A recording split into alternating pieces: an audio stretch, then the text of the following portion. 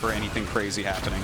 Okay, only showing a small amount of Lings here. He has way more than that. Here we go. Okay, well, is he going to be able to actually surround? Beautiful grenades here from Byun, preventing that surround. Oh, check it out. Okay, so he just goes and hides on the map. These Reapers are now panicking because they don't know if they're counterattacking. They don't know what's going on. Really well done from Byun. He's so on top of things. He's going double command center behind this. Getting his add-ons. This is about as many Reapers as we're going to see for a bit. But this is a lot of Reapers, and he has a lot of potential to do damage here. Now, Curious didn't take too much damage. The main damage he took was going for such quick speed so that he wouldn't take as much damage and building so many Lings that he wouldn't take damage. So that's like damage in and of itself because these Lings aren't going to do much for a while. But it's not like he's dead or anything. Absolutely not. And now it's time to take the gold base. Zerg always expanding before Terran and Protoss. General rule, at least. And it's going to be up to Terran now to try to either take his own gold base at the natural. Oh, did he see that? Did he actually? He didn't see the hatchery, I don't believe. I think he was just off. Yeah. He's actually going to go up and check it out. And does see it there. Of course, that is the gold base you'd want to take. The other one has too many cliffs around it, so the Reapers would just completely destroy you over there. Queen's coming up for defense. Let's throw grenades all over the place here. Look at this, putting a lot of damage onto these Queens. Curious waiting for his moment, but this is strong micro from Byun, not letting anything happen here to his Reapers. He's going to come around here. Here we are. Oh, is he actually going to be able to do anything here?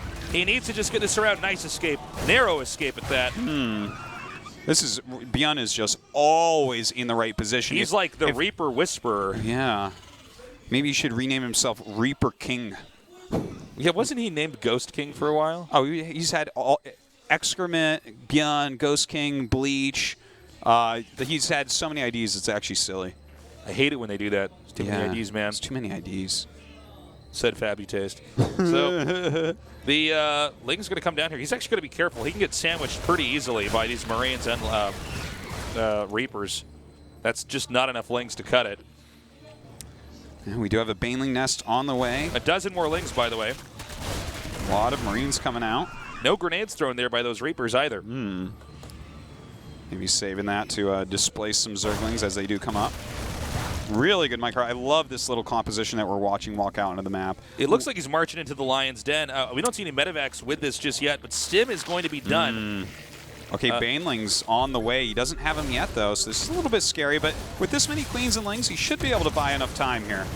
Oh, he might actually just try going for this hatchery. He might. He's got to be careful not to lose it. He can't be losing this hatch right now.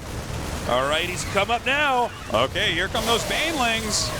And he cleans that up. Nicely done. I got to say, gutsy move to move out on the map like that. Yeah. Really gutsy move. I mean, without medevacs, those guys do not get home, okay? That means that, that move out, it has to work. You have to have a mission accomplished. I got the hatchery, or it is a failure. Yeah, it was a strong defense from Curious, no doubt. Not to mention, now this command center is at risk of being forced to lift. Yeah, that's a big deal. Dicey play there by Byun. A lot of Lings on the way. 1-1 is about to finish as well. We do have that layer on the way, and I wouldn't be surprised. We've seen Curious time and again go Baneling speed right off the bat. So it's looking like a situation where Byun is not going to be able to kill Curious anytime soon. And we know what happens when we get to that later game. You know, if Curious has a solid economy and a good unit set, it's very hard for Byun to actually end it.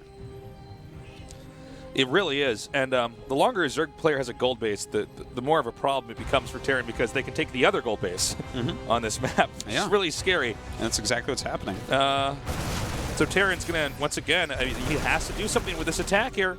He just has to do something. Well, we do have a little bit of a counterattack here. Not sure exactly how much that's really going to get done. Oh, a decent amount, actually. Yeah. There were actually more Lings than it looked like under there. Yeah. Now I can even get some of these SCVs. In the meantime, we actually do have an attack going on at that fourth base. Okay, he does lift it up into medevacs. A lot more Lings on the way for Curious here. Unloading up here into the main. This is a great move that Byun is doing, back and forth, because, you know, this is such a late Spire. He just doesn't have any anti-air to to punish Bjorn for doing this. A little bit of late reactions there by Bjorn. Yeah, he can ferry these Marines back and forth between the high ground and the low ground for a long time. And it's quite a burden here for Curious. Curious just has to win the positional game. Yeah. We do have Hellbats being produced right now, which is kind of a cool change here from Bjorn. Maybe deciding, you know, with how Ling and Baneling heavy that we've seen out of Curious, maybe he can get something done. Not sure, though. We'll see what he ends up doing with those. I'll tell you something, man. When this Spire is done, the number of Lings, Banelings, and Mutas that Zerg's going to have is going to be insane. 2 gold bases is pretty good, I heard. Yeah. Word on the street. Oh, nice drop, though, up here on the high ground. Meanwhile, Bjorn just microing on 2 different fronts for the time being. Yeah, and he has enough medevacs here to actually get out with everything. So very cool moves here by Bjorn. Does pick up. That Spire's about to finish. So if Curious can hold on just a little bit longer here, he's going to be a lot safer. Bjorn looking very committed to this attack right now. This is actually not a bad angle. It's very tough for Zerg to come in from behind. Just kind of forcing that out. Okay, he does finally get that Overlord. 2-2 is about to finish for Bjorn, a good amount before Curious, so that's actually kind of a big deal. But it looks like everything's just going to be pushed away with the Mutas popping out. Yeah, I think he's actually overstayed his welcome. Yeah, this is just about the end of this. This seems a bit unwise to be out here for any longer. I think he needs to go back and regroup and then try to push in again. More and more Mutas being made. Some pickups there on the low ground. This is fancy stuff, but as 8 Mutas pop out, this is not going to work. In fact, he might lose a lot more than he really bargains for here for what he's gaining. I think he's actually pulling the Mutas. Yeah, he is. I think he's waiting until he has enough so he can kill off all these medevacs. Bjorn's almost treating this like Mutas are not an option here. Yeah. Like this is not an inevitability. As if like somehow Curious wants to kill him with just Ling Bane, which is not the most common way to do things. Not a thing, really. Yeah. Not in this phase of the game, at least. We're almost still 11 minutes. Only True tries stuff like that. Yeah. So he's still... All right, this is a strong attack right here, but we do have Banelings here with speed. A lot of Lings coming in right now. Some Baneling do connect. I think he's got to pick up. He's saying, whoa, wait a minute. And I'm now, getting out of here. Now we have 2 gold-based Zerg here. That's pretty scary.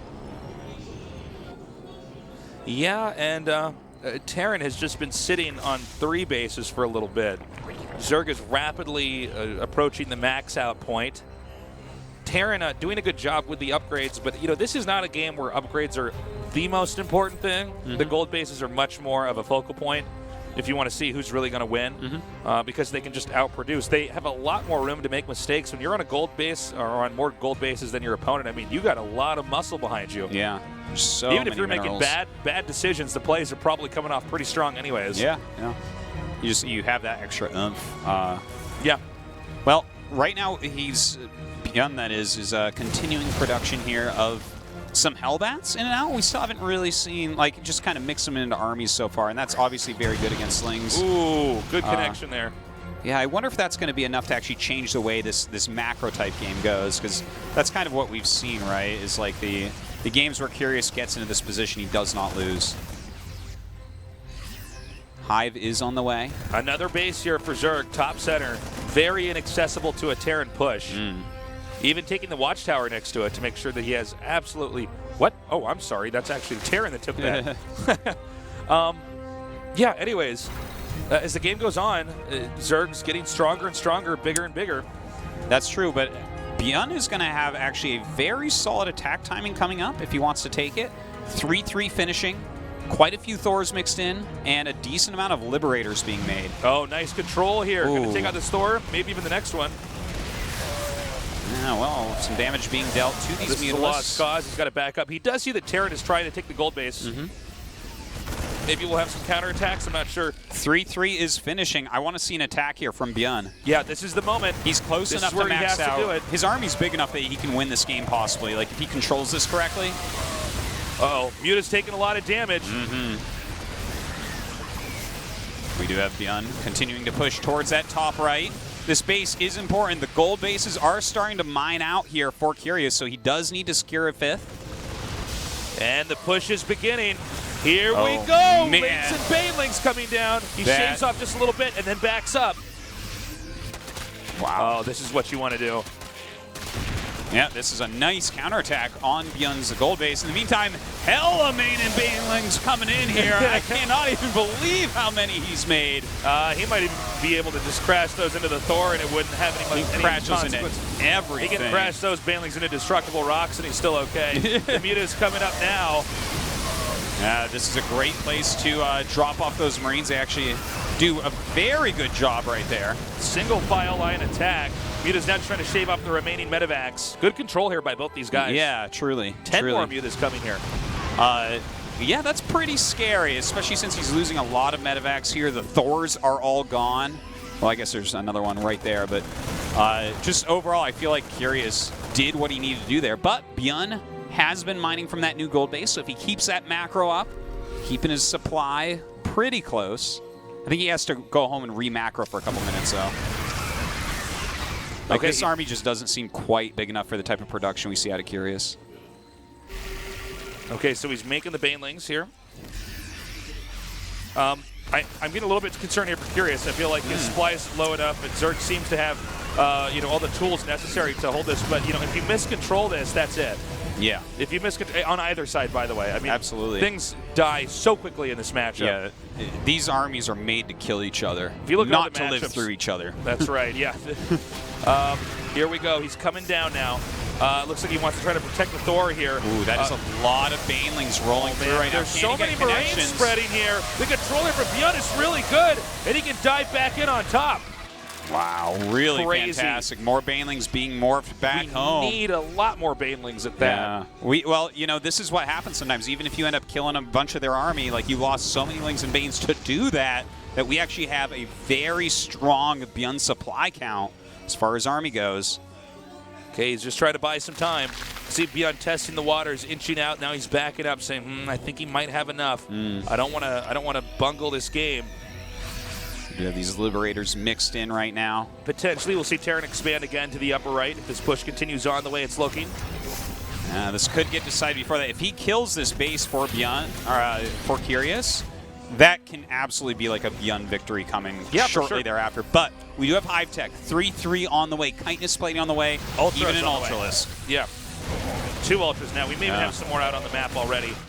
Yeah, very important stuff to mix those Ultras in, but we do have a good amount of Liberators. The thing is, he's using them as anti-air at the moment, which is fine. That's a big flock of Mutas. Oh, I find this quite questionable. He's actually going to end up with he's going to lose all his Mutas, man. Oh, this yeah, might actually be the game. Super careful. The control. Great micro by Bjorn. Good. Wow. That was so good. Damn, these games are good today. Man, we are off this to is a only our great start. first best of 5. We got 3 more of these after this, guys. Oh, man, this Nobody's was not going even the to best sleep series. Tonight. Oh, yeah. All right, he's coming up now. Can he actually break him, though? That's the big question. Well, 3-3 and Chitinous Plating all about to finish. If he has these 3 Ultras joined into his army. He might even want to sack the hatchery until the 3-3 is done if he has to. I think he can't sack it. I think so? He has to just like lose a few extra units to keep it alive. Like this base is his economy right now. He is expanding again towards the bottom left as Bjorn is expanding towards the top right. But right now that is a very important base for Curious. Hatchery getting low. Is this going to trigger the attack? I think he sacks it. Yeah, I think he's going to sack it. He says, all right, keep it. That's just too scary of an area. Luckily, he did take the other base. Bjorn, when he sees it sacked, immediately scans where the other Zerg base should be. He's sending a medevac over there, but there's a lot of creep, so we are going to see Curious get down here in time. Wow, this is a fantastic game right now. What the hell? This game is a serious nail-biter, Oh, my God. Crazy. He's unloading over here. He might be able to get this hatchery at the bottom left. Seems like Zerg's preoccupied and trying to maybe smash out some of these other Terran expansions. Backs up, gets away from that Widow Mine. Nicely done. Yeah, we do have the Ghost Academy on the way. A lot of missile turrets going down at his new base, realizing that Mutalisks are the easiest way for Curious to go over and ruin his day over there. Uh-oh. We have a lot of Widow Mines coming. Ooh. Man. Nice hit. Got to be careful. There's more than just that Widow Mine. Starts to take out the rest. We do have some Infestors being made, which is very important as well. He actually stops that expansion from finishing. Yeah, that's really good. Great delay there, and even killed the drone that was making it too. So that's very annoying there for Curious. These incoming Infestors are really important, by the way. He's going to need to be able to fungal down on those channeling ghosts, stop those snipes that are going to try to pick off all his expensive units. So far, Bjorn's micro with his ghost has been quite good, but hasn't won a game that goes late like this quite yet. And Yeah, the game continues on. What looked like should have been the climax here, a scuffle over that top expansion, the only source of income here for Curious for the time being. Curious managed to use the remaining resources to snag the bottom left. Yeah. And we've seen a shift in the attention here on the map as Terran now has to push this location as well. Strategically and tactically, this game has been just beautiful. Yeah, and I don't think we could have asked for a better Terran player here playing this and beyond. I think most Terran players would have fallen apart after having, especially somebody like Curious on 2 gold bases for this long. I'm going to be happy no matter who moves on here, I'll tell you that. Yeah, seriously. Oh, look at this. Byun, so fast. 3 Liberators floating over turrets to defend this space. Lifts that off, runs the SCVs. Byun, you're so good! You're so good! He's coming up now. Does not want to engage those Widow Mines. That is a lot Every of Widow Ultralisk Mines. is so precious here. Yeah. So much gas goes into making that. Yeah, every Ultralisk is a precious flower that we see. It's a precious flower, but not a unique individual snowflake, okay? Not special in any sense, just very valuable. Starting to push up here. We even see Bunkers coming down now. He's committing to this. Ghost with Snipe. Well, here we go. He does throw that fungal down. Now, that's exactly what you want to do against these ghosts. You interrupt that channel with the fungal so that they don't get to do it. If they take any damage while trying to get Snipe off, it doesn't go off. Ooh, some Snipes do get off. Very nicely done, but the Ultralisk barely lives and does get transfused up. This push, though, is really scary. That is a lot of Widow Mines. Whoa, okay, he's going to back up. The flank is incoming. Here we go. Oh, man, he does throw those Widow Mines, and we do have Snipes starting to go off. And this is only one side of the flank. Okay, here comes the rest. But so many Widow Mines back there. But so many Ultralisks do push Byun back. And I think he can actually loop around the map and then hit that base. That should be enough Ultras. Oh, man, this game is so insanely good. This is game 5. Like, what, if CodeA is better than Code S, then what will Code S be? I don't know, man. We're going to invent a new letter in the alphabet. That's the only thing I know. Yeah. Oh, man. I mean, if this is what Code is looking like. Exclamation point, my friend. The code formerly known as S. Good control here. Takes out these Marines. Some small number of Lings rotating over here to the upper right. The upper right is an orbital, right? Yeah. Yes. I think that was actually floated from the main, by the way. Just to show you how. You might be right, actually. I think it's actually been that scrappy of a game. Wow. I think normally you would make a planetary there, but the funds were pretty low here for Byun. I like the fact that it is a lot of times when we see a planetary, we actually see a move that actually runs in and kills it real quick, like Ultras or Banes. But this is kind of cool where he can just lift it off. Like, look at that. And now you can't really get anything done. Gets 4 SCVs. Totally cool. Not no cost problem. efficient at all there for Curious. Yeah. Look at that. Byun is like mining the last minerals at every base. Okay, good job. Just takes out this Ghost over here. He's going to have to book it out of here. Nice snipe there on the Muta. Anything you can snipe is really worth it.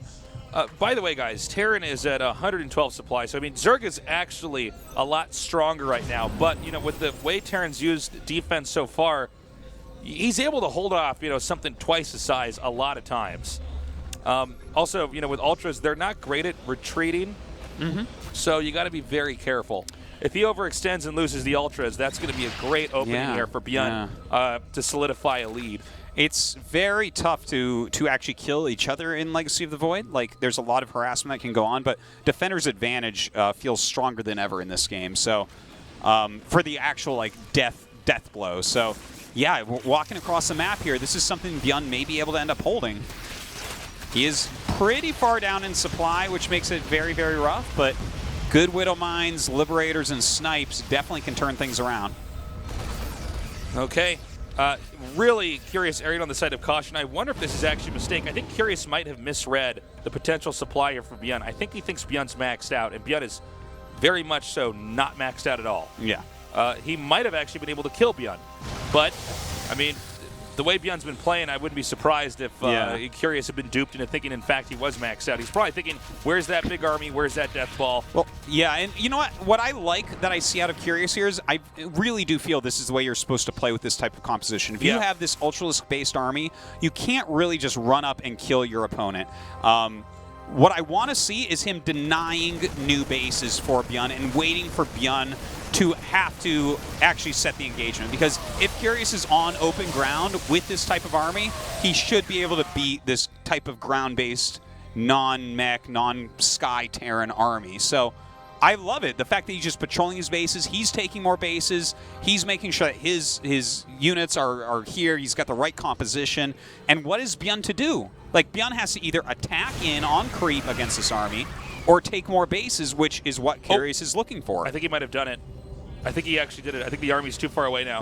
He's going to come in here and just smash this. He's actually going to even pluck Liberators. So many SCVs killed. 9, 10, 12. 15. 15. 16, 17, 18, 19, 20, 21. 23. All of them. All right, he massacred him, and that means only 2 SCVs out, guys. Only 2 on the map. Yeah. And that means that Bjorn has to do a push. He has to take out the bottom left quadrant, or Curious is going to win this game. Is he able to do it with this army right here? It's very, very tough. All his Widowmine cooldowns are off. He is going ahead and floating his natural command center up to a new base. That is a base that he can take. He does have more command centers and whatnot, but he has no minerals to work with. So this army he has to do it. All right, he's coming down now. So many Widowmines, so much damage here. Did he overextend, though? We see this army beginning to kite this Baneling's way in the back. Parasitic Bomb going down there, and a nice fungal as well. It looks like this is going to be it. GG! And Bjorn, unfortunately, won't be in CodeA. But that was a fantastic series. Yeah, very well Good done. God. Well deserved here from Curious. For sure. Wow. I'm super impressed. I'm super pleased. Great series here. Absolutely fantastic. And this is not even the most exciting match of the day, guys. That's how crazy this is. Man, oh man. We are going to get the interview with Curious translated. Sojung swapping seats with Artosis. What's up, Sojung? Nothing much. How about you? I am doing well. I'm very pleased with that series. It would have been cool to see Bjorn go on, but Curious, pretty consistent, pretty solid. I feel bad for Bjorn because, you know, he came to the studio at 2 p.m. today, which is like 4 hours before the match. Oh, I had no idea. Yeah, Wow, very he's been early. practicing here. Let's listen to his interview. 소속의 이영표 선수 다시 한번 코드에서 올라갔습니다. 올라가기가 진짜 힘들죠. It was a hard journey for 예, Curious. 오늘 개인적으로 변현우 선수가 저그전을 되게 잘하기도 하고 Personally, I think Bjorn is really good against Zergs. 연습을 해보니까 And after I practiced against 굉장히 Terrans, it was really hard. It was difficult. 좀 힘든 경기가 될 거라고 예상했는데 So I was expecting a hard match. 오늘 생각보다 잘 풀려가지고 But it worked out well, 올라갈 수 있게 and 돼서 I made it to 굉장히 CodeA. 네, So I 그 feel really 2대5를 happy. 잡고 나서 그 어스름탑에서 이 땅굴 작전을 펼쳤잖아요. 그 네. 다수의 맹독충들이 Asking about Dust 우주공간을 Towers. 때려박았는데 그때 심정은 좀 어떠셨어요? 그때 진짜 말도 안 되는 실수를 했구나 I made a 생각했고 really ridiculous 만약에 mistake 오늘 on that map, on that set, the 3대2로 third set. 역전패를 당하게 And I was 된다면 thinking, 그것 때문에 당했을 것 같아요. you know, if I lost today with a score of 3-2, maybe it could have been because of that mistake. 보이지 않는 사각지대에서 좀 상당히 떨어지게 되면서 불리한 경기가 좀 나온 그 There were some bad 상황이 좀 많이 situations 나왔었는데 그때 조금 for 어땠나요 Curious. 느낌이? 테란이 업그레이드가 빠르고 적은 업그레이드가 because Terran 늦고 뮤탈리스크 수가 was on a really 줄어들고 fast upgrade, but Zerg was behind some 그냥 upgrades. 진짜 되게 요번에 좀 진짜 정신없이 게임하다 Well, I 보니까 think I was kind of like out of my mind. 저도 상황이 Like, 어떻게 돌아가는지 I didn't 정확히 really 잘 know what was 몰랐던 것 going on exactly. 세라스페어에서 뮤링링 체제를 구축을 했는데 뮤탈 견제를 한 번도 About 못 Saris, 잡았잖아요. Runes of 그거에 대해서 Saris. 정말 압박을 크게 받는구나라고 생각을 했는데 그것 때문에 Mutilax 상대방은 Banelings, I 효과가 안 think. 지었거든요. The 그 Zergling 이후에 combination. 견제가 들어가면서 나비 효과를 거두고 역전승을 And 거뒀다고 harassment 생각을 kind of worked 했는데 out really well. 본인의 생각은 And let's do a good 약간 game. 생각을 했었던 건가요? 아니면은 And 어쩔 수 JYP 없이 is 압박을 asking 많이 if he intended to do it or it just 생각지도 happened. 못했었는데 Well, I 압박을 didn't 일단 really 너무 많이 intend to 받았던 게 happen. 제일 크고 But I was 그래서 being 좀 pressured too much. 움직임이 위축돼 있었는데 And I wasn't able to move a lot. But at that point, after that point, I kind of saw 그렇군요. some spots, empty spots. 야, For 이제 Beyond. 코드에서 올라갔습니다. 이번 시즌 목표 한번 들어보죠. 이렇게 정말 어렵게 코데스 I 올라가게 made it to 됐는데, CodeA really hard. 아프리카 프릭스라는 새로운 And 팀에서 I'm on a 다시 new team 시작하게 called 됐는데 Africa Freaks. 코드S에서도 좋은 경기 I'll try to show you good games in CodeA. 네, 다시 한번 축하드리고요. 추첨을 통해서 선물을 이제 뽑아서 오늘 오신 분에게 드려야 되거든요. 자, 하나 뽑고 I think 호명을 they're 좀 going to do the 해주시죠. raffle. Are these yours, by the way? No, Somebody left glasses on the desk. you look How do I look? dashing. I look dashing. Think about having glasses here. Is now when I see a good game, I can be like, oh my God, that was a great play. All right, well, I guess we'll figure out whose those are. I thought those might have been yours. Okay. We are going to go to a short break. When we come back, we'll continue on with our next best of 5 here in today's GSL CodeA.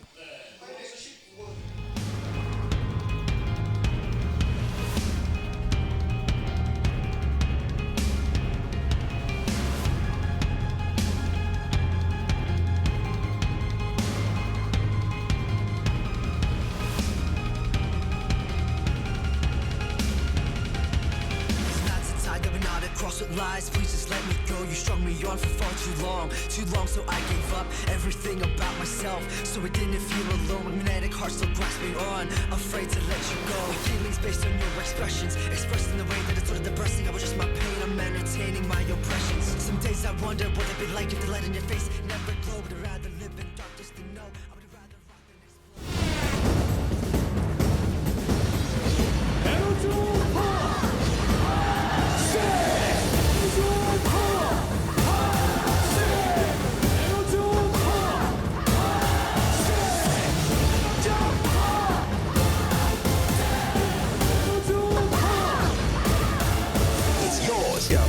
It's Mr. V. It's yours. Yeah, and right now we want y'all to move back.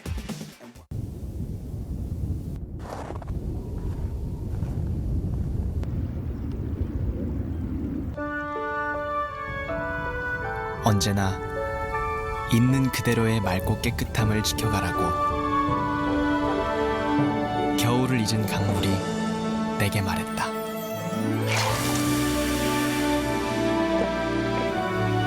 맑고 깨끗한 칠성 사이다.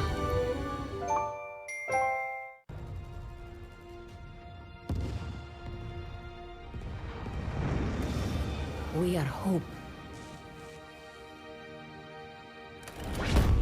We are honor. We are courage.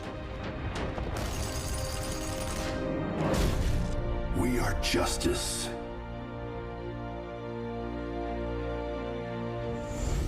We are compassion. We are determination. We are harmony. We are Overwatch.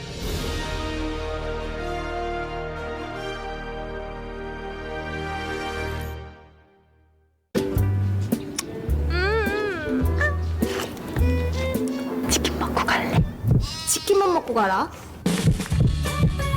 한 번 맛보면 매니아가 된다. 치킨 매니아. 자네가 그 치킨 매니아인가?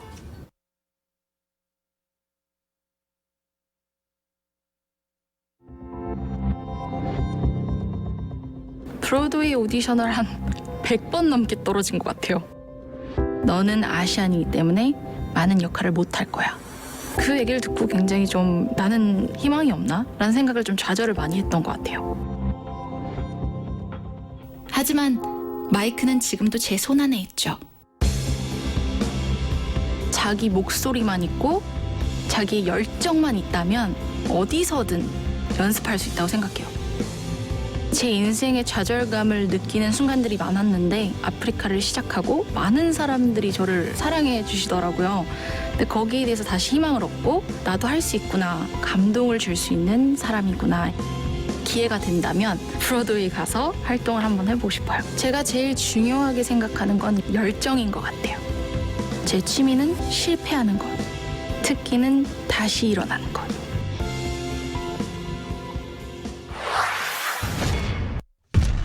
인정하긴 싫지만 니놈은 준비가 됐다.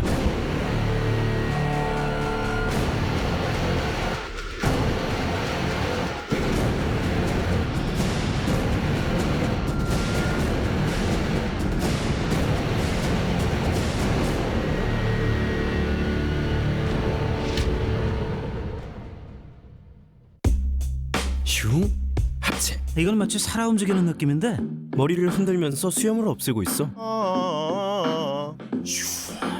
2,500만 명의 선택 플렉스볼 아직도 안 써보셨나요? 질레트.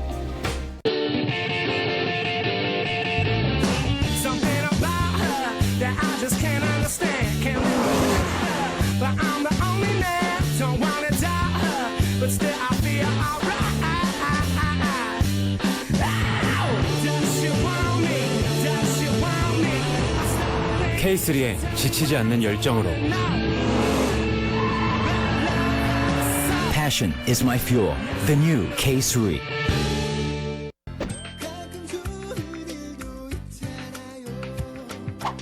여러분들 추위를 이겨내는 방법은 바로 웃는 법입니다. 그래서 여러분들께 멋진 캠페인 하나를 소개하려고 하는데요. 바로 스마일 캡 캠페인입니다. 스마일 캡 캠페인은 여러분의 참여와 관심으로 보다 더 많이 웃을 수 있는 아주 특별한 캠페인입니다. 여러분의 많은 참여와 관심으로 대한민국을 더 웃게 해주세요. 여러분들이 참여하실 수 있는 방법은 우선 립톤 스마일 캡을 이렇게 들고 셀카를 찍습니다. 꼭 사진 이렇게 스마일 캡 사진 찍어서 올려주실 때요. 행복한 표정으로 셀카를 찍어주세요. 그 다음에 그 사진을 본인 인스타그램에 올립니다. 해시태그는 샵 웃어요 대한민국. 해시태그 샵 웃어요 대한민국. 샵 웃어요 대한민국. 웃어요 대한민국. 유튜브 중요합니다. 해시태그를 생략하면 절대 안 돼요. 제발요. 이렇게 여러분들 인증샷만 SNS에 올리시면 무려 500원씩 기부가 된다고 합니다. www.smilelipton.com 검색창에 웃어요 대한민국을 입력하시고 본인 SNS에 자유롭게 웃어요 대한민국 해시태그로 참여가 가능합니다. 스마일캡 캠페인 많은 참여와 관심을 부탁드립니다. 본 캠페인은 더 많이 웃는 대한민국을 만들기 위해 우리 아프리카TV와 정말 펩시가 함께하는 우리 그리고 BJ 로이조와 시청자가 함께하는 정말 좋은 캠페인입니다. 여러분의 많은 참여와 관심으로 대한민국을 더욱더 웃게 해주시면 너무 좋을 것 같아요. 많이 참여해주세요. 너무 재밌는데요? 참여되는 건가? 스마일캡 캠페인 최고! 감사합니다. 많은 참여 부탁드릴게요. 많은 참여와 관심 부탁드리고요. 여러분 해주실 거죠? 기다릴까요? 웃어요.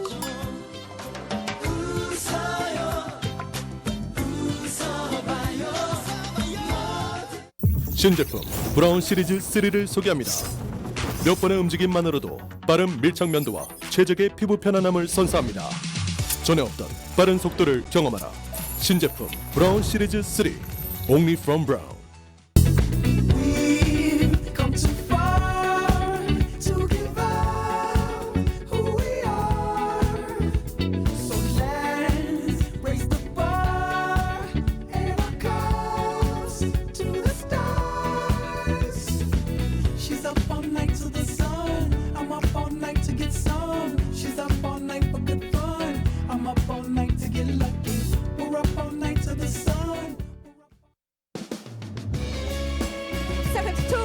이것 빨리 복귀하냐 서울이에요? 때문입니다. 아, 숙제 때문이에요. 오신다 출신의 처음과 끝은 샤시간의 이럴 수가 없습니다. 시작합니다.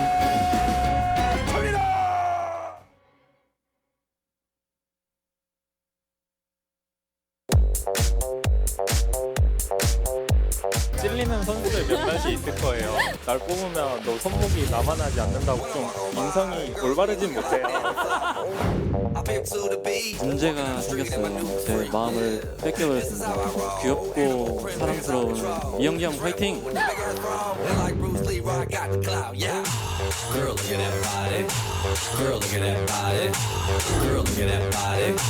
I'm sexy and I know it.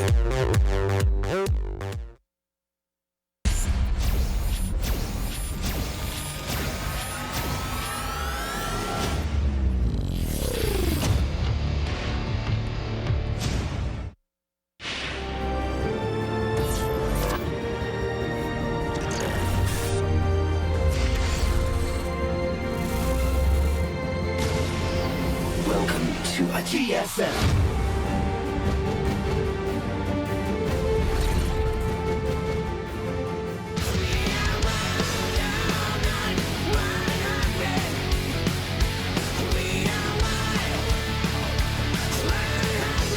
Welcome back to the GSL CodeA. Just had a ridiculous match, guys. Like, Curious vs. Beyond was absolutely fantastic. If you're just tuning in now, well, you should feel dumb because this was like such a good match. Everyone needs to watch this match. It was just, they were very well matched. At the end of the day, it definitely did look like Curious was a better player. Like, I think he definitely did deserve it. But that was a close and fantastic match. Well, Beyond can put up a real fight, man. Yeah. A pretty scary fight. All right, so now we're going to go on to Billowy against Rogue. Yeah. I mean, looking at this just right on paper, it's like, okay, well, Billowy, like, he's shown some good games in the past, but Rogue is, like, way better, right? Yeah, I mean, yeah, you just can't really imagine a situation where Rogue would lose this, but I don't know, man. We've been pretty lucky so far today. Some great games. Billowy was MVP of Pro League last night. Great job to him. But I don't know if that's going to stand up to the Do you think he should have force been MVP for just blocking that all in there you saw that night? I don't know. I mean, I guess it's questionable. I mean, I think the team votes him on, right? So. Oh, is that how it goes? Yeah. So I think they're looking at it and being like, all right, well, man, I thought it was chosen by someone Thank God else. you stopped that cheese, and actually, we didn't even have to go to the ace match. Okay. I wouldn't have given it to him personally, but I'm like, okay, yeah, I mean, that was good. It was a good hold, but. Over here is Rogue, man. This guy very solid, very scary. I think there's a chance this might be a 3-0 or a 3-1. And by the way, guys, even though this is our second best of 5 tonight, we're not in the middle portion of this GSL CodeA. We actually have a total of 4 best of 5s tonight. Yeah. We're going to be here all night. It's going to be great. It is seriously going to be great. Like, this is just fantastic. And to see Rogue play right now, I'm very excited about this. Like, this might be the least exciting match, but Rogue is like a brilliant Zerg. He's great at preparing for best of 5s and whatnot. I'm just very excited to see what he's going to pull out here tonight. Let's see what happens. Head-to-head now, Billowy against Rogue. We're moments away from starting this match. And game number 1 will be on Dusk Towers. Okay. Let's see it. Rogue has been playing very well recently. Here he is in CodeA. Of course, had that match against Ryung in Pro League this week. That was a lot of fun. Yeah, he played a fantastic game, Rogue did. And take home that victory. So, will he do the same against this MVP at Pro League? Let's find out. Our game has started up. Billowy against Rogue here in the GSL.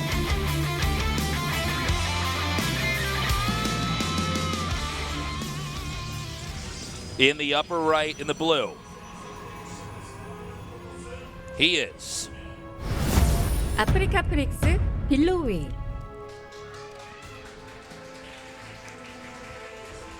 Saving esports. One Africa. game at a time. Yeah.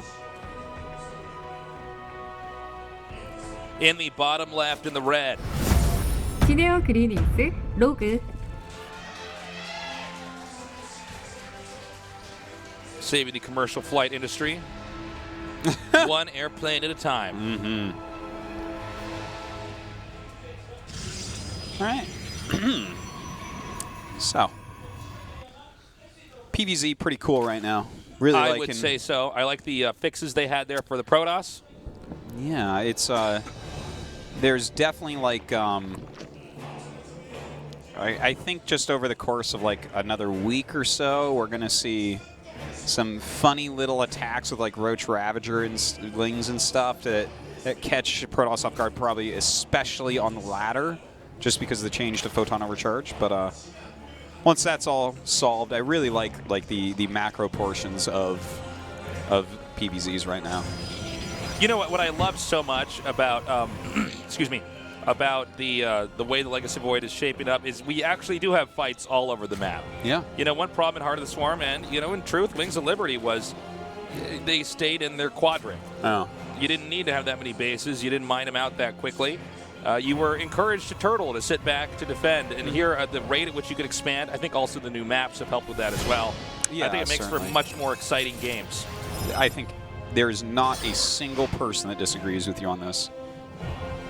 Well, there's probably somebody out there who's like, no, you're wrong. There's probably someone out there that still plays Wings of Liberty and thinks that's the best. So. Remember, this is this interesting thing because, you know, when Brood War came out, and that was the only expansion for StarCraft, right? So it wasn't like there was just StarCraft vanilla, I guess we'd call it, and then Brood War. To this day, you can still log on to the old StarCraft vanilla servers. Yeah. And there are people that still play that. Yeah. That is so weird. Vanilla StarCraft 1 is actually just not balanced at all. People can play it at high levels, but the Brood War units were such a change. Yeah. I mean, Dark Templars, Lurkers, Medics, I mean, these completely changed the way the matchups operated. It's Like, I mean, Terran is so tough to play already in Brood War, but in StarCraft 1, like, you literally can't do anything against Zerg or Protoss. It's so silly. Protoss can beat Zerg pretty easily as well. I think it's just stronger in the vanilla. Yeah, I mean, it could be. You don't have the Corsair, though, which makes it a little bit scary as well. But yeah, that I mean, is a good point, yeah. It's weird that people play, like, the not latest version that the game is balanced towards, but yeah, I mean, I'm sure there's someone that plays Wings of Liberty still. I wonder, actually. I think Blizzard should just shut that server down. Just take it out. Like, no, this ended a long time ago, guys. This part doesn't exist anymore. Yeah. Right. Okay, so we have the Stargate finishing. Let's see if it's going to be Phoenixes or Oracles. Yeah, I assume Oracle. Solid scout there. And we do have quite a few Adepts being made, 2 at a time. We do kind of need to have a few more units nowadays. Oh, Miss Micro in there. Yeah. It's okay, though. Those shades are so fast. Yeah, with this many Adepts, 5 Adepts out, he definitely can go ahead and take this Nexus without any fear. And he is actually going Phoenix with this. Yeah, and he will probably be pooling the Phoenixes. Well, we'll see, actually, because the Overlord did see the Stargate, so he might just want to go ahead and scout and see what's going on. Yeah, he could pool like 1 if he wants, just to make him think that the Oracle is on the way, but pretty quickly we'll watch Rogue figure this out. Rogue already with the spores in place. Let's see how exactly Billowy does play the excuse me, the mid game and late game here, because Rogue is pretty solid. He's one of those Zergs that, if left alone, just gets too big. Yeah, Rogue is just such a cool player, and it's hard to like pin down and nail down exactly what it is that he does. He's like, you can kind of see in his play, he's very intelligent. I mean, he's solid at macro and micro, but I don't think that that's like his greatest selling point. Yeah. Yeah, I think it's more like the kind of tactics and strategies that he brings into it are very well thought out and very cool. But right now we do see something that's pretty standard here. The range attack, Hydralisk Den against the Phoenix type of opening. In the meantime, we do have the rest of the tech coming up here for Billowy. Okay, so he's just going to keep poking around. And this is actually completely fine just to get this number of Phoenixes. We've seen a lot of fights come down where, as the Zerg has this big, in some cases like a Roach Ravager army, the Phoenixes just come in there, pick up the necessary units, you know, whatever is going to make the engagement favorable for Protoss. And Protoss then just pretty much wins from there. We also see that the Adepts are being upgraded here, so we should see some pressure from the Adepts with the Immortals pretty soon here as well.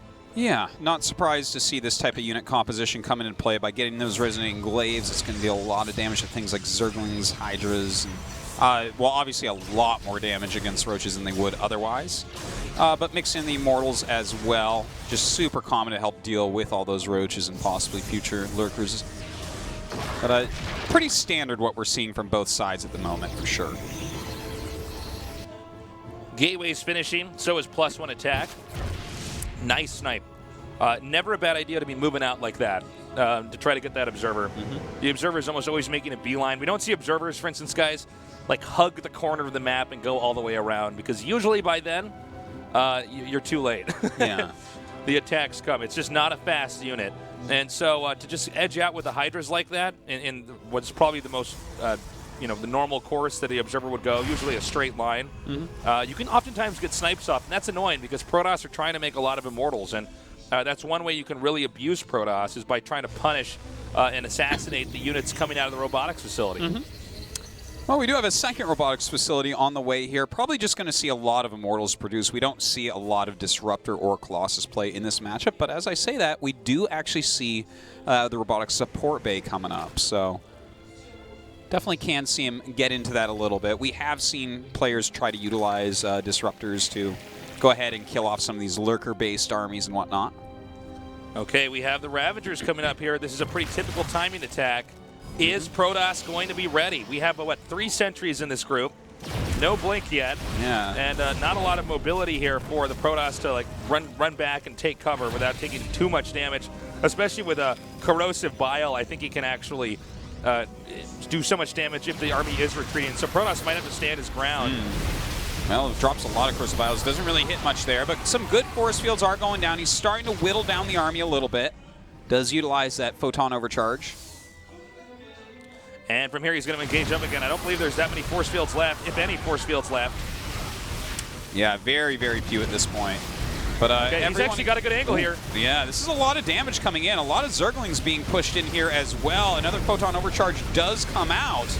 And as you can see, there's not much room for the Protoss to run back into, which would be easy to predict there. So the Corrosive Vials connected beautifully. Ooh, yeah, those were really good ones right there. But these Immortals are dealing huge amounts of damage at the moment. The thing is, he doesn't have much beef to this. Yeah, well, he doesn't have any Immortals now either. We see another Warpin coming up here. There were a ton of Lings and more Roaches coming up here. His reinforcements do head forward. Yeah, well, at least he does have these Adepts kill off the Lings, but that many Roaches and Ravagers, like, he's almost dead at this point. If we see a fantastic Disruptor shot, that's maybe, it, but yeah. KO. Rogue wins game number 1, making it look easy, man. Yeah, certainly. And as you were saying, that was kind of like a pretty standard timing attack there. We see a lot of people make that same type of army and attack into Protoss to see what they can get done. I guess it's a little bit more powerful now with Photon Overcharge change. But yeah, there wasn't anything too special about that. I feel like the Adept's role in this game is going to change over time. You think? I think so. Well, he gets a bunch of them, right? But yeah.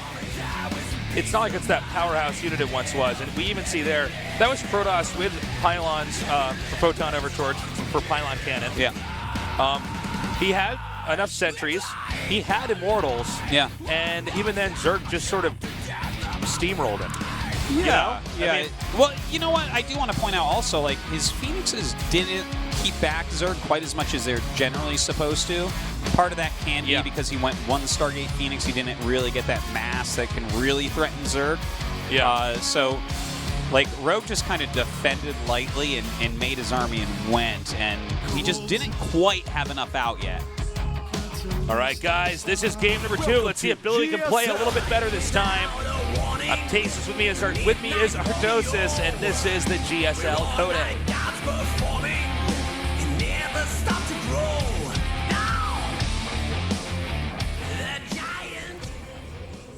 In the upper right, in the blue, sending the probe out early. 아프리카 프릭스 빌로위.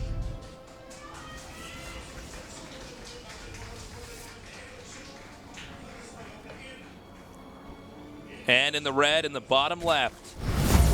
기네어 그리닉스 로그.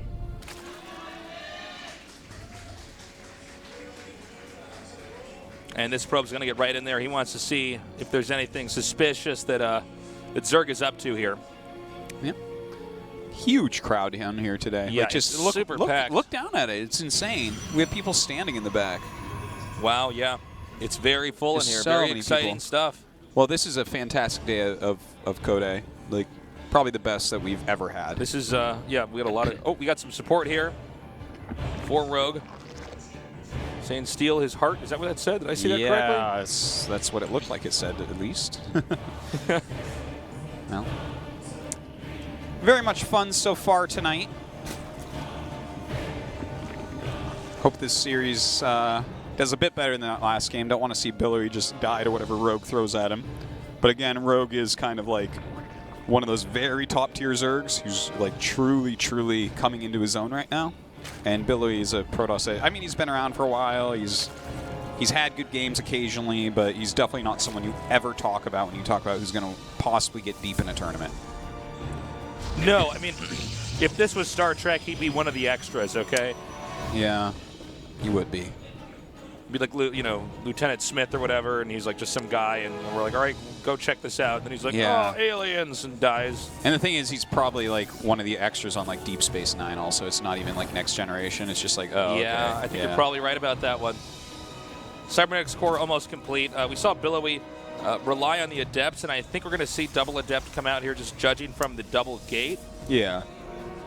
I think that this is a pretty solid opening right now because, you know, before you could, like, expand off of basically nothing because you have so many photon overcharges, but having less now, you kind of need just a little bit more production to feel fully safe. Yeah, that's very true. Otherwise, a mass of Lings may be able to take you out when photon overcharge isn't going to do that much.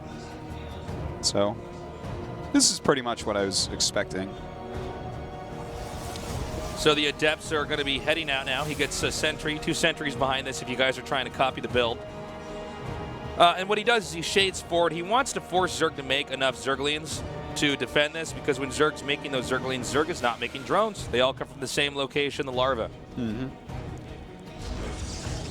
All right, so do have a little group of Lings being made. This is probably just defensive Zerglings. When a couple Adepts are coming, you definitely have to have a decent amount, like at least 8-10 Lings.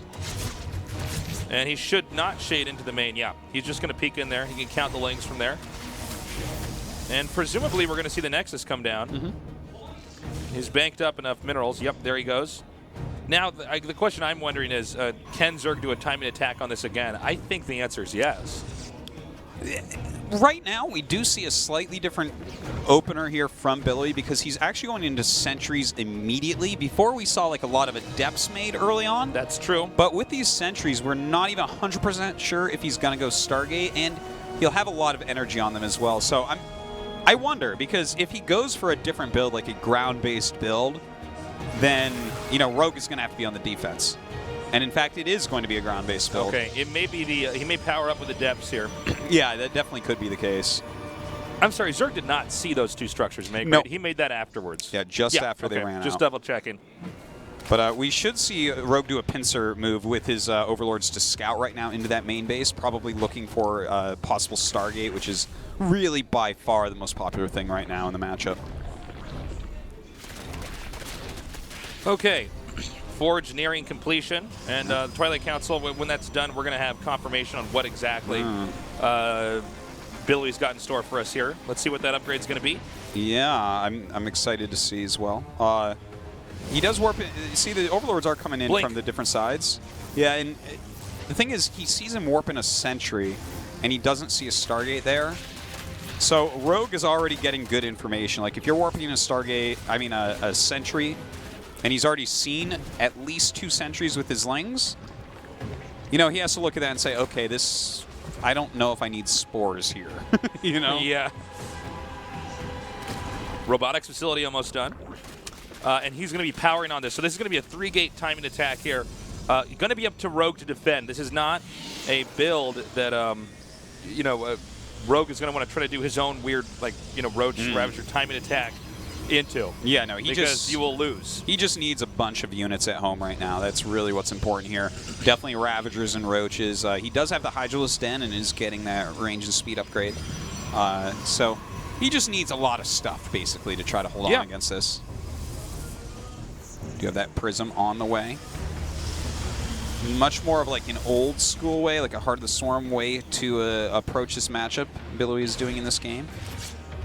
And with this, Rogue's taking the 4th base. Now, it'll either be the 3rd base or the 4th base. That'll be the focus of attention here for Billowy's timing attack. And we don't really know which it's going to be right now. It'll depend on how he reads the movements here from Rogue. And he wants to get the optimal amount of damage. He wants to always be trading favorably.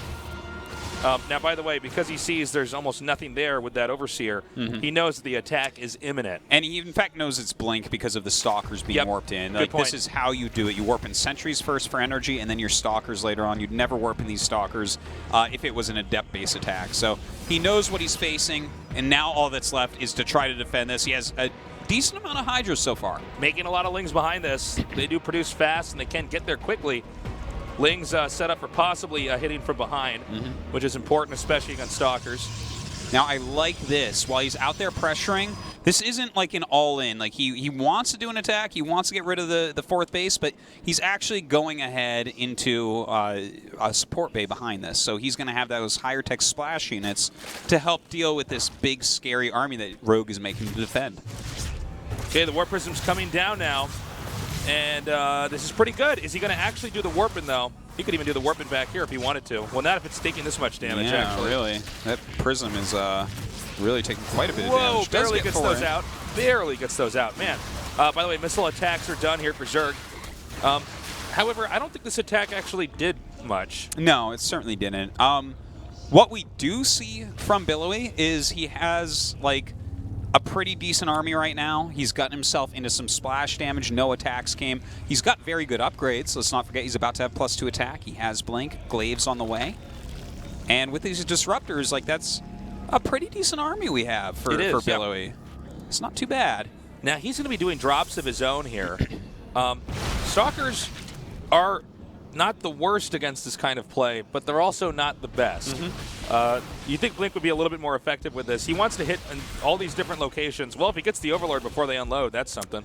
Yeah, in fact, we do have a drop there into the back natural as well with some roaches. I love this type of play. We're seeing more and more top Zergs doing these drops. There's really no reason to not do it. I mean, you can stop probes from mining for a little while. It does force Protoss to have to really defend, usually with like hard defense, not just soft defense like Stalkers, but maybe even having cannons and stuff like that to hold it.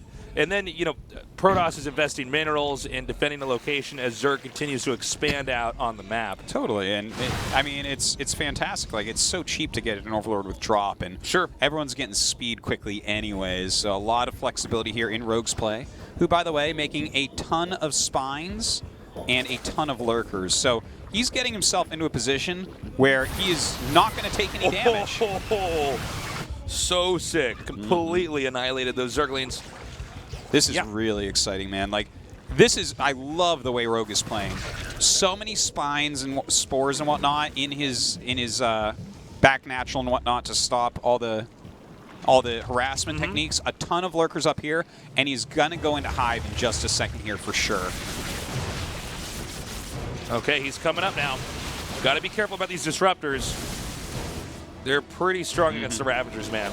They get good connections. Oh, definitely, It's pretty scary. Actually, even Roaches and Hydras, it's pretty terrifying. Oh! Die another day. And live another day as well. That's true. Center right base being taken. We also have the bottom right here for Zerg is being acquired. And notice he's not attacking into that other base. He's going to try to push up here into the third. Know that these lurkers might have to relocate. Yeah, maybe get a couple good disruptor shots off here and back out. This is a great way to play this right now. He has a very mobile composition against the turtle-heavy composition here of Rogue. So this is some very good play by Billowy. What Billowy wants to do is try to shave off enough gas-intensive units as he rotates around. Zerg, by the way, is getting a Spire, also 14 more Roaches. I'm not sure if Billowy is aware of the expansion at the bottom right. He could assume it's there, but we don't know what's going on inside of his head. So let's keep our eyes peeled and see if he peeks in over there. Yeah, I think you're right. I think he has a pretty good idea that it's there. But look, nice move by Billowy, just blinking forward. But you're going to lose a couple or really only lost one Stalker there to kill a Lurker. So repeated moves like this can be great. Nicely done. Could send these out. And it looks like we have more Lurkers being morphed in here. Now, what will Billy actually... yeah, 10 more, which is a pretty big deal. Although, when I look at this game, I just see it as Zerg is going to take the bottom side of the map, and there's nothing that Protoss can do about it. Well, you know, Protoss actually is trying to pick him apart right now. He does blink in to start taking out some Lurkers, but you got to be careful. You take a lot of damage here as Blink Stalkers in this situation. We do have a little Roach counterattack. Does pick off the end control pile. These cannons worthless for the moment. And as he comes down now, triggering this pylon, triggered. And the Stalkers are going to come down and just try to harass.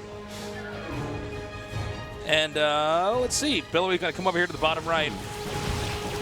Now, he doesn't seem to know about the space over here at the bottom right. Or if he is, I would question how he's engaging.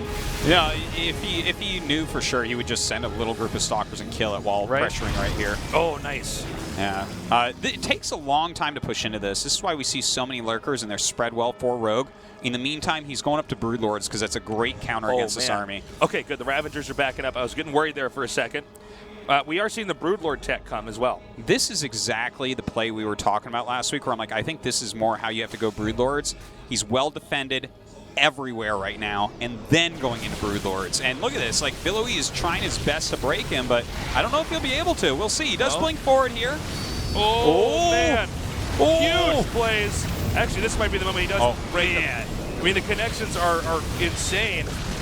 Wow, how many Lurkers did he get back there? Was that 7? He got a lot of Lurkers. I think it was 7 Lurkers, man. It could have been. It could have been. Whoop. Just that was like a really nice move by Billowy, but Rogue does end up defending. He's going to the Broods now, and he's still got a lot of defense. He's still making meat to stay under these Broodlords, and as he gets those, Like, if you look at the travel distance from the 4th to the 3rd, the Broodlords are going to defend that area pretty darn well. And not to mention, man, the push distance here from the Zerg's new expansions to the center right for Protoss.